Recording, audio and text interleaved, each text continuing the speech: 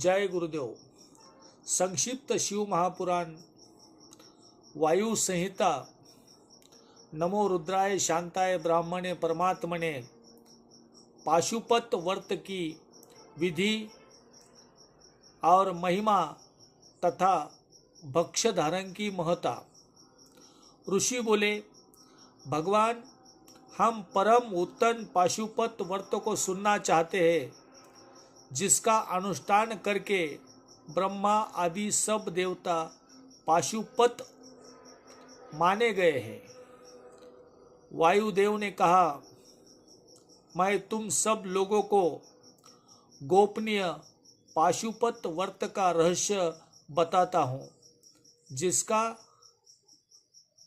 अथर्वशीं में वर्णन है तथा जो सब पापों का नाश करने वाला है। चित्रा से युक्त पूर्णिमासी इसके लिए उत्तम काल है। शिव के द्वारा अनुग्रहित स्थान ही उसके लिए उत्तम देश है, अथवा क्षेत्र, बगीचे आदि तथा वन प्रांत भी शुभ एवं प्रशस्त देश है। पहले त्रयोदशी को भली भांति स्नान करके नित्य कर्म संपन्न कर ले। फिर अपने आचार्य की आज्ञा लेकर उनका पूजन और नमस्कार करके व्रत के अंग रूप से देवताओं की विशेष पूजा करे। उपासक को स्वयं श्वेत वस्त्र, श्वेत यज्ञोपवीत, श्वेत पुष्प और श्वेत चंदन धारण करना चाहिए। वह कुश के आसन पर बैठकर हाथ में मुट्ठी भर कुश ले, पूर्व या उत्तर की ओर मुंह करके 3 प्राणायाम करके पश्चात भगवान शिव को और देवी पार्वती का ध्यान करे।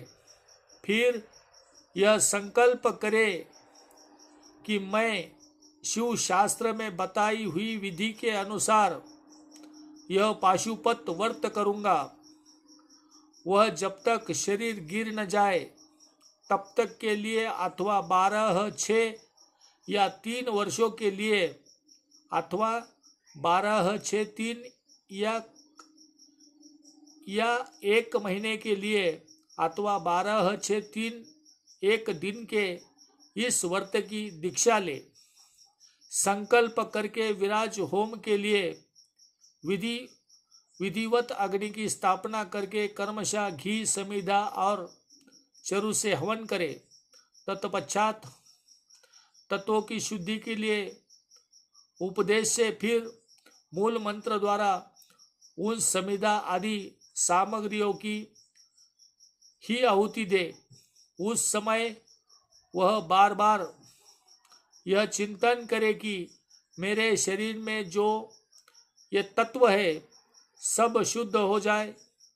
उन तत्व के नाम इस प्रकार है: 5 भूत, उनकी 5 तन्मात्राएं, 5 ज्ञान इंद्रिय, 5 कर्म इंद्रिय, 5 विषय तत्व आदि 7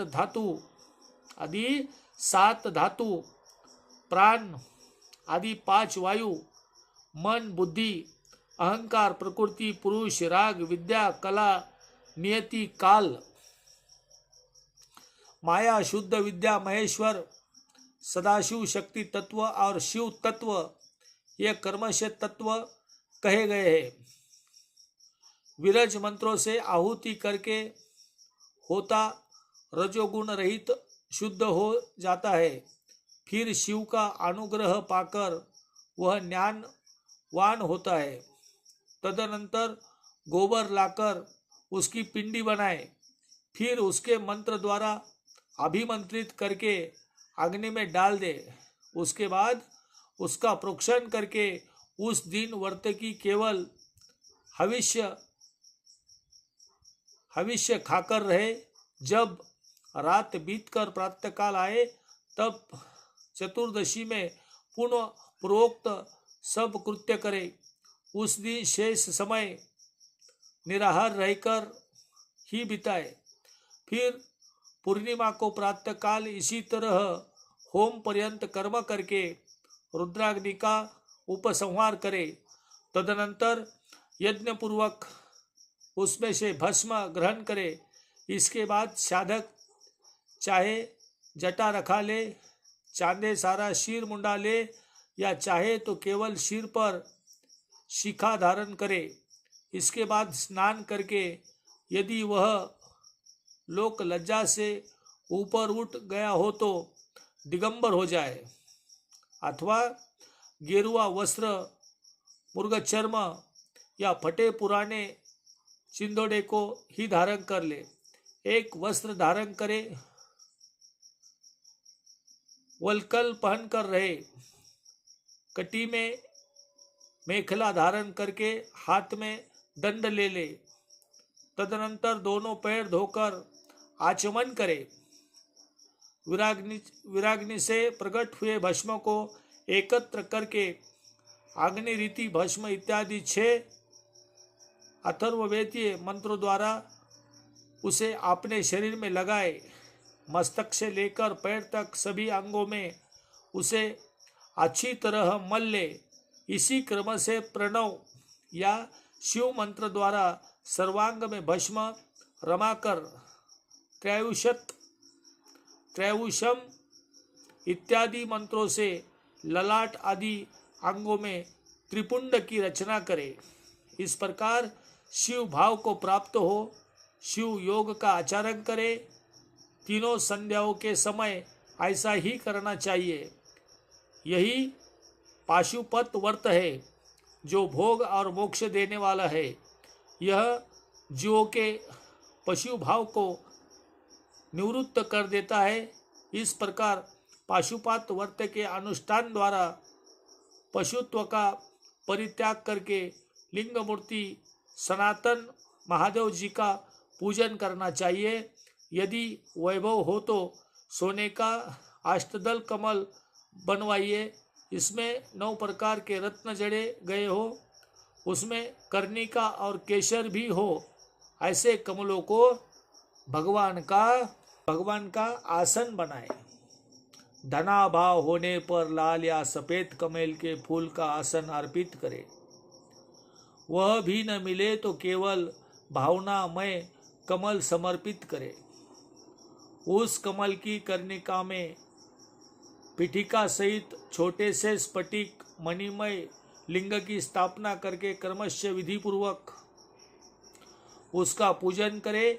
उस लिंग का शोधन करके पहले शास्त्रीय विधि से अनुसार उसकी स्थापना कर लेनी चाहिए। फिर आसन दे। पंचमुख्य प्रकार के मूर्ति की कल्पना करके पंचगंत आदि से पूर्ण आपने वैभव के अनुसार संगृहित भरे हुए सुवर्ण निर्मित कलशों से उस मूर्ति को स्नान कराइए। फिर सुगंधित द्रव्य कपूर, चंदन और कुमकुम आदि से वेदी सहित भूषण भूषित शिवलिंग का अनुलेप करके बिल्व पत्र, लाल कमल, श्वेत कमल, नील कमल, अन्य सुगंधित पुष्प, पवित्र एवं उत्तम पत्र तथा दुर्वा और अक्षत आदि विचित्र उपचार चढ़ाकर यथा प्राप्त सामग्री द्वारा महापूजन की विधि से उसके मूर्ति के अर्भ्यर्चना करे। फिर धूप दीप और नैवेद्य निवेदन करे। इस तरह भगवान शिव को उत्तम वस्त्र निवेदन करके अपना कल्याण करे। उस व्रत में विशेष वे सभी वस्तुओं देनी चाहिए जो आपनों को अधिक प्रिय हो, श्रेष्ठ हो और न्याय पूर्वक उपार्जित हुई हो। बिल्व पत्र, उत्पल और कमलों की संख्या 1,000 होनी चाहिए। अन्य पत्रों और फूलों से प्रत्येक की संख्या 108 होनी चाहिए। इन सामग्रियों में भी बिल्व पत्रों को विशेष यत्न पूर्वक जुटाए, उसे भूल कर भी न छोड़े। सोने का बना हुआ एक ही कमल 1,000 कमलों से श्रेष्ठ बताया गया है। नील कमल आदि के विषय में भी यही बात है। यह सब बिल्व पत्रों को समान ही महत्व रखता है। अन्य पुष्पों के लिए कोई नियम नहीं है, वे जितने मिले उतने ही चढ़ाने चाहिए। अष्टांग अर्थात उत्कृष्ट माना जाता है। धूप और आलेप चंदन के विषय में विशेष बात है। वामदेव नामक मुख में चंदन, तत्पुरुष नामक मुख में हरिताल और ईशान्य नामक मुख में भस्म लगाना चाहिए। कोई कोई भस्म की जगह आलेपन का विधान करते हैं। दूसरे प्रकार के धूप का विधान होने से कुछ लोग प्रसिद्ध धूप का निषेध करते हैं। अघोर नामक मुख के लिए श्वेत अंगूर का धूप देना चाहिए। तत्पुरुषक नामक मुख के लिए कृष्ण अंगूरों के धूप का विधान है। वामदेव के लिए गुगल, सद्योजक मुख के लिए सौगंधिक तथा ईशान्य के लिए भी उशीर आदि धूप को विशेष रूप से देना चाहिए। शर्करा, मधु, कपूर, कपिला, गाय, घी, चंदन का चूरा तथा अंगूर नामक काष्ठ आदि का चूर्ण, इस सब को मिलाकर जो धूप तैयार किया जाता है उसे सबके लिए सामान्य रूप से उपयोग के योग्य बताया गया है। कपूर की बत्ती और घी के दीपक जलाकर दीपमाला देनी चाहिए। तत्पश्चात प्रत्येक मुख के लिए पृथक पृथक अर्थ और आचमन देने का विधान है। प्रथम आचमन में गणेश और कार्तिकेय की पूजा करनी चाहिए। उनके साथ ही ब्रह्मा बाह्य अंगों की भी पूजा आवश्यक है। प्रथम आवरण की पूजा हो जाने पर द्वितीय आवरण में चक्रवर्ती विघ्नेश्वरों का पूजन करना चाहिए। तृतीय आवरण में भव आदि कष्ट मूर्तियों का पूजन विधान है। वही महादेव आदि एकादश मूर्तियों का भी पूजन आवश्यक है। चौथे आवर्तन में सभी गणेश्वर पूजनीय है। पंचम आवर्तन में कमल के बाह्य भाग में क्रमशः 10 दिक्पालों का उनके आश्रयों और अनुचरों की क्रमशः पूजा करनी चाहिए। वही ब्रह्मा के मानस पुत्रों की, समस्त ज्योतिर्गणों की, सब देवी देवताओं की, सभी आकाशचारियों की, पाताल वासियों की, अखिल मुनीश्वरों की, योगियों की, सब यज्ञों की, द्वादश सूर्य की, मातृकाओं की, गणों सहित क्षत्रपालों की और इन समस्त चराचर जगत की पूजा करनी चाहिए। इन सबको शंकर जी की विभूति मानकर शिव की प्रसन्नता के लिए ही उनका पूजन करना चाहिए। इस प्रकार आचरण पूजा के पश्चात परमेश्वर शिव का पूजन करके उन्हें भक्ति पूर्वक द्रुत और व्यन सहित मनोहर हविष्य निवेदन करना चाहिए। मुख शुद्धि के लिए आवश्यक उपकरणों सहित तांबूल देकर नाना प्रकार के फूलों से पूर्ण इष्ट देवता का श्रृंगार करे, आरती उतारे। तत्पश्चात पूजन का शेष कृत्य पूर्ण करे। प्याला तथा उपकारक सामग्रियों सहित यशा समर्पित करे। यथ्या पर चंद्रमाने के समान चमक लीला हार दे। राजोतीत मनोहर वस्तुओं सब प्रकार के संचित करके दे। स्वयं पूजन करे, दूसरों से भी करवाए तथा प्रत्येक पूजन में आहुति दे। इसके बाद स्तुति, प्रार्थना और जप करके पंचाक्षरी विद्या को जपे। परिक्रमा और प्रणाम करके आपने आप को समर्पित करे। तदनंतर इष्ट देव के समान ही गुरु और ब्राह्मणों की पूजा करे। इसके बाद अर्घ्य और 8 फूल देकर पूजित लिंग या मूर्ति से देवता का विसर्जन करे। फिर अग्नि देवता का भी विसर्जन करके पूजा समाप्त करे। मनुष्य को चाहिए कि प्रतिदिन इसी प्रकार पूर्वोक्त रूप से सेवा करे। पूजन के अंत में सुवर्णमय कमल तथा अन्य सब उपकरणों को सहित उस शिवलिंग को गुरु के हाथों में दे दे अथवा शिवालय में स्थापित कर दे। गुरुओं, ब्राह्मण तथा विशेष व्रतधारियों की पूजा करके सामर्थ्य हो तो भक्त ब्राह्मणों को तथा दीनों और अनाथों को भी संतुष्ट करे।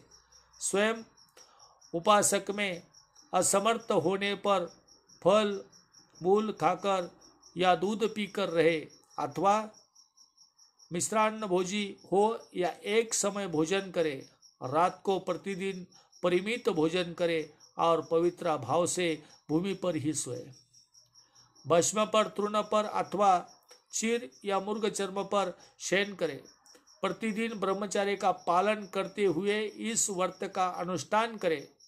यदि शक्ति हो तो रविवार के दिन आर्द्रा नक्षत्र में दोनों पक्षों की पूर्णिमा और अमावस्या को, अष्टमी को तथा चतुर्दशी को उपवास करे। मन, वाणी और क्रिया द्वारा संपूर्ण प्रयत्न से पाखंडी पतित रजस्वला स्त्री सूत कर में पड़े हुए लोक तथा अनंज आदि के संपर्क का त्याग करे। निरंतर क्षमा, दान, दया, सत्य भाषण और अहिंसा से तत्पर रहे। संतुष्ट और शांत रहकर जप और ध्यान में लगा रहे। तीनों काल स्नान करे अथवा भस्म स्नान कर ले।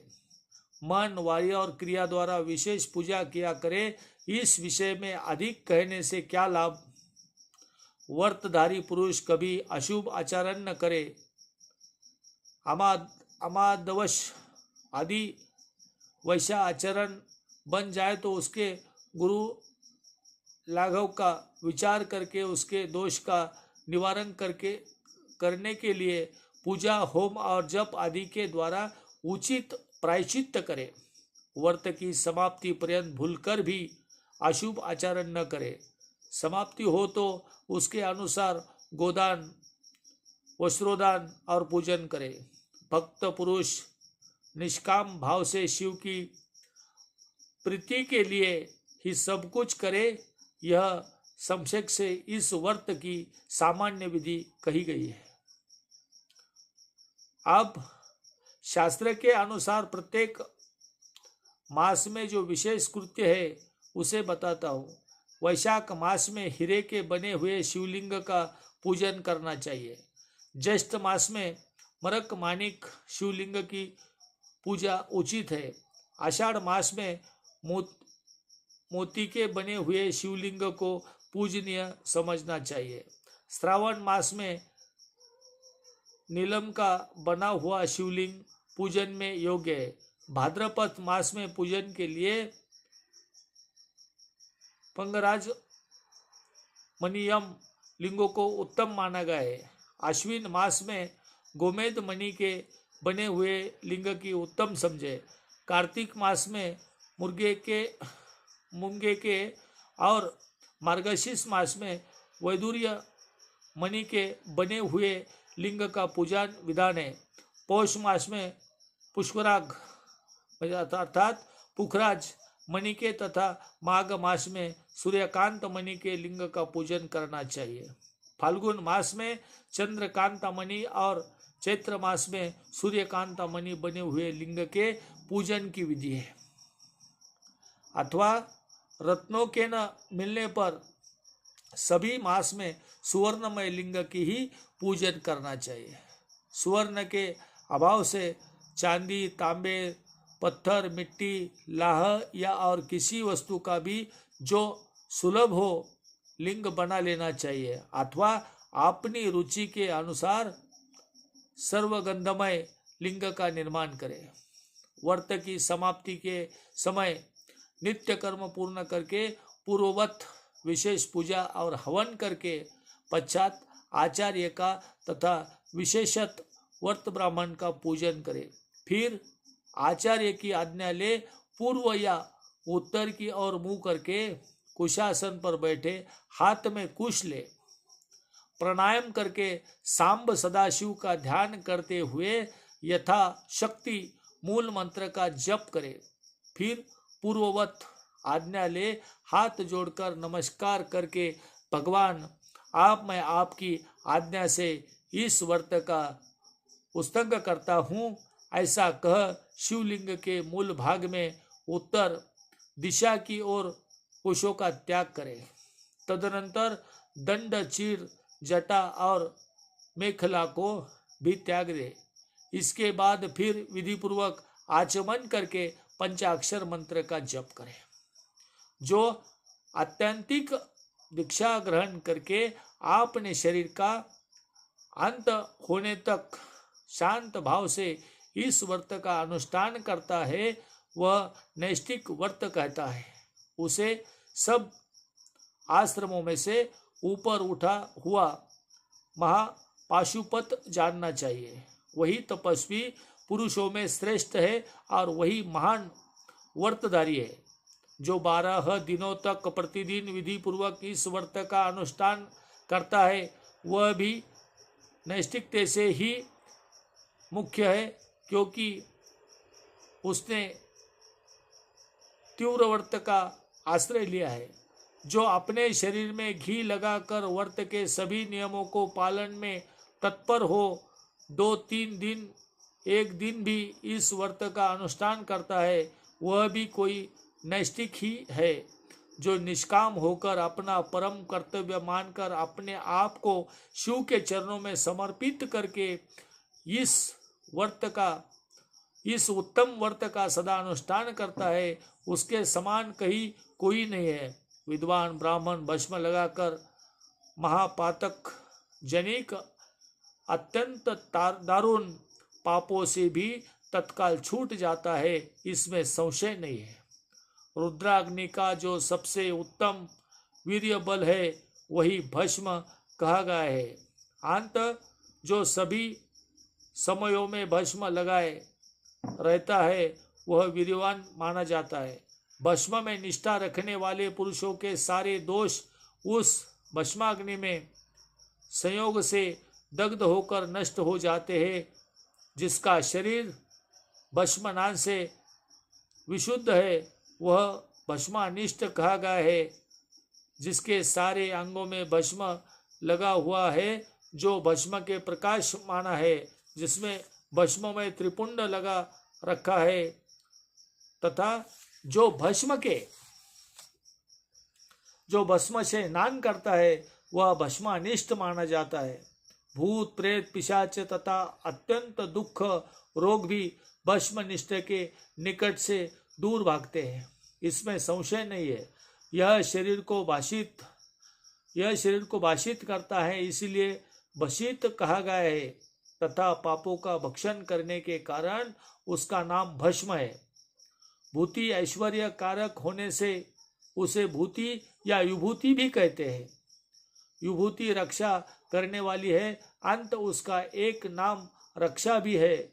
भस्म के महात्मों का लेकर यहाँ और क्या कहा जाए।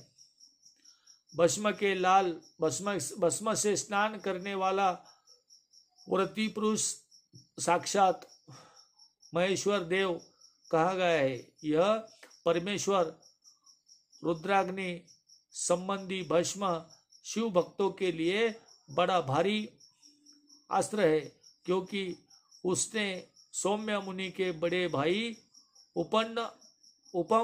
उपमन्यु के तप में आई हुई आपत्तियों का निवारण किया था। इसीलिए सर्वथा प्रथम करके पाशुपत व्रत का अनुष्ठान करके पश्चात हवन संबंधी भस्म का धन के समान संग्रह करके सदा भस्मनान से तत्पर रहना चाहिए। जय सांब सदाशिव। जय गुरुदेव मित्रांनो।